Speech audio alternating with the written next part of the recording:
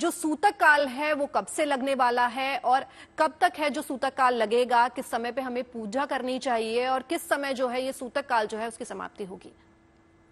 देखो, सूतक का जो प्रारंभ है, जैसे कि आचार्य जी ने भी बताया, ये जो है 4 बज कर 5 मिनट से प्रारंभ होगा सूतक काल।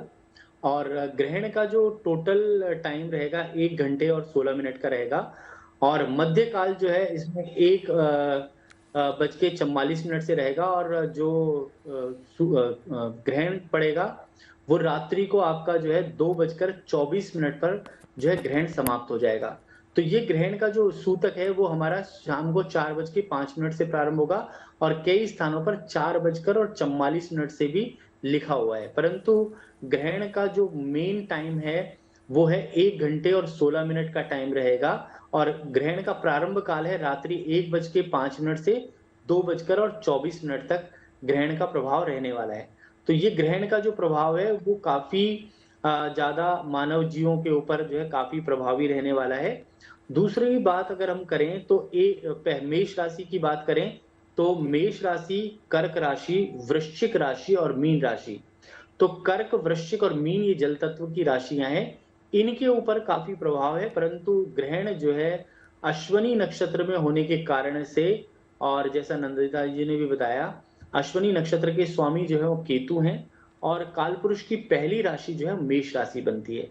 और मेष राशि और अश्वनी नक्षत्र भी जो है पहले नक्षत्र हैं दुनिया के। तो अश्वनी अरे नक्षत्र वो में ग्रहण कहाँ? कैसा है, तो उस नक्षत्र को भी जो आप बोल सकते हैं, उसका नक्षत्र का मंत्र कर सकते हैं, ओम अश्वनी तेसा प्राणे सरस्वतीम वाचेंद्रो बलेंद्राय ओम अश्वनी कुमाराभ्याम नमः। इस मंत्र का जाप भी कर सकते हैं। हनुमान चालीसा कर सकते हैं, उससे भी विशेष लाभ रहेगा। बजरंग बली का ध्यान कर सकते हैं। और केतु मंत्र का जाप भी कर सकते हैं, ओम स्त्राम स्त्रीम स्त्रौम से केतुवे नमः। दूसरा, हनुमान चालीसा के अलावा सुंदर कांड का पाठ भी किया जा सकता है, संकट मोचन का पाठ भी किया जा सकता है। तो दूसरा मेन जिनके ऊपर खराब रहेगा वो रहेगा मेष, कर्क, वृश्चिक और मीन। जो मध्यम फली रहेगा वो रहेगा वृष, कन्या और कुंभ के ऊपर। और दूसरा जो है श्रेष्ठ। जी जी। तो अयोध्या में राम मंदिर के मुख्य पुजारी आचार्य सत्येंद्र दास चंद्र ग्रहण के बारे में क्या कुछ कह रहे हैं, आइए ये भी सुन लेते हैं। इसका प्रभाव जो है कुछ राशियों पर अनुकूल है, कुछ राशियों पर प्रतिकूल है। इसलिए वायुमंडल में कहीं कहीं ऐसी परिस्थिति आएगी जो तूफान आदि का भी प्रावधान है, और कहीं कहीं भूकंप आने की भी संभावना है। इसलिए आज का जो ये चंद्र ग्रहण है, खंड चंद्र ग्रहण, वो इसी प्रकार की फल देने वाला है। इसी प्रकार का वो हानिकारक भी है। महिलाओं के ऊपर बहुत सावधानी रहना पड़ेगा। विशेषकर जो गर्भवती महिलाएं हैं उनको बहुत सावधानी बरतना पड़ेगा। और किसी प्रकार का कोई कार्य जो होता है वो नहीं करना चाहिए उनको। विशेषकर सब्जी का जो काटना है उसको भी नहीं करना चाहिए। नहीं तो गर्भवती महिला होती, उनके बच्चों के ऊपर बहुत बुरा प्रभाव पड़ता है।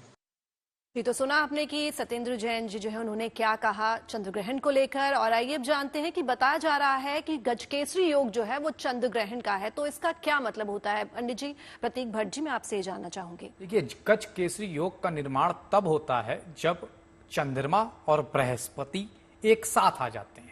तो मेष राशि में आज के दिन बृहस्पति और राहु वहां पहले से ही थे, अब चंद्रमा आ गए, इसलिए गजकेसरी योग का निर्माण हो रहा है। ये ज्योतिष शास्त्र के अच्छे और मजबूत योगों में से एक माना गया है। लेकिन आपको ये नहीं भूलना चाहिए, बड़े से बड़े तपस्वी ऋषियों की भी जो तपस्या है वो एक राक्षस भंग कर देता था।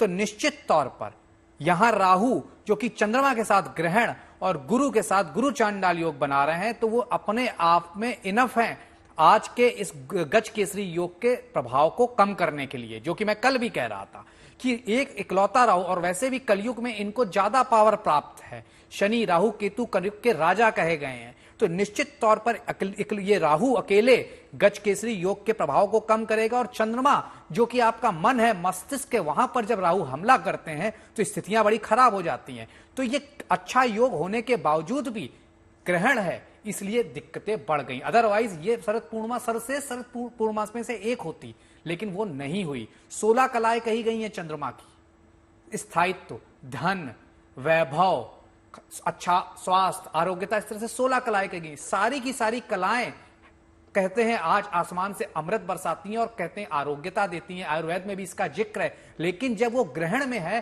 तो कैसे, जब आप पीड़ित हैं गीतिका जी या कोई भी जब पीड़ित है तो कैसे अपना पूर्ण प्रभाव दे सकता है। हम और आप यहां तभी बोल पाएंगे जब हम लोग स्वस्थ होंगे। तो इसलिए जो चंद्रमा की स्थिति बहुत अच्छी नहीं है तो गज केसरी योग बना है, इसे मैं नकार नहीं सकता, लेकिन यह प्रभावशाली नहीं है, इस बात को हमें समझना होगा।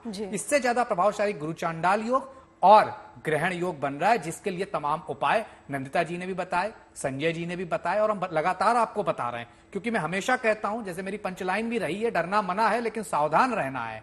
तो ग्रहण को वैज्ञानिक पहलू से समझिए, यह खगोलीय घटना है, इसमें कोई बड़ी परेशानी की बात नहीं है। लेकिन हाँ उपाय, क्योंकि चंद्रमा को ग्रहण, तो चंद्रमा ग्रसित हो रहा है ना, इसे तो वैज्ञान भी नहीं मना कर सकता है कि ऐसा नहीं है, हो रहा है ग्रसित, तो निश्चित तौर पर उसके उपाय करिए।